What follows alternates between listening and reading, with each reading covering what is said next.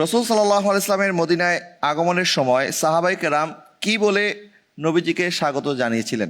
নবী করিম সাল্লাল্লাহু আলাইহি ওয়াসাল্লাম যখন মক্কা থেকে মদিনায় আগমন করেছেন, তখন সাহাবায়ে কেরাম তলা আল বাদরু আলাইনা মিন সানিয়াতিল বিদা বলে বলে নবীজিকে সংবর্ধনা জানিয়েছেন। طلع البدر علينا من ثنيات الوداع وجب الشكر علينا ما دعا لله ذا طلع البدر علينا من ثنيات الوداع وجب الشكر علينا ما دعا لله ذا أيها المبعوث فينا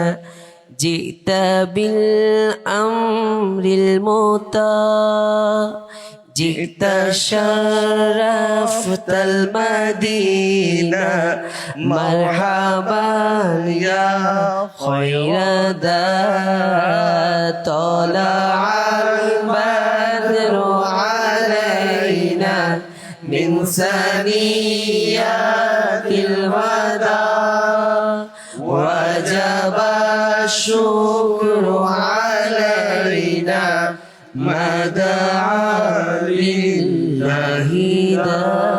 মাশাআল্লাহ, ধন্যবাদ শাহের মহিউদ্দিন তানভীরকে। আপনার জবাব সঠিক হয়েছে। আলহামদুলিল্লাহ।